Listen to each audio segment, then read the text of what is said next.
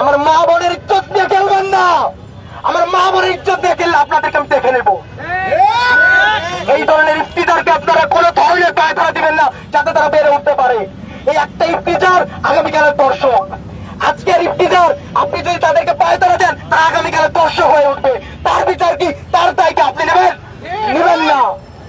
তখন তো নেবেন না, তখন চুপ করে ঘাপটি মেরে বসে থাকবেন। এর জন্য এখন থেকে ইফতিজার থেকে শুরু করে দর্শক সকলের বিরুদ্ধে যথাযথ ব্যবস্থা নিন।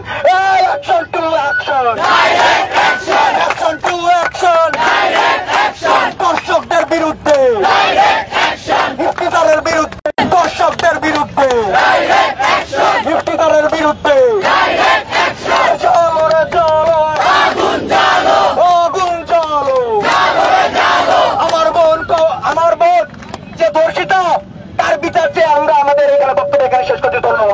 রেপের সেঞ্চুরি করা হয়েছে, রেপের সেঞ্চুরি করা হয়েছে কোন বিশ্ববিদ্যালয়ে এবং রাষ্ট্রের সর্বোচ্চ নির্বাহী তাকে দেশ থেকে পার করে দিয়েছে।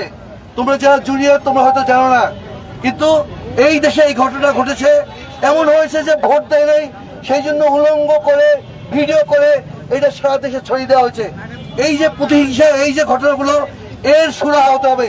ধর্ষণকারী শনাক্ত হওয়ার পর কি কারণে তাদের যে শাস্তিটা, এটা কেন আমাদের বিলম্ব করা হবে? আমরা গত 15 বছর ধরে এরকম বিচারহীনতার মধ্যে বড় হয়েছি।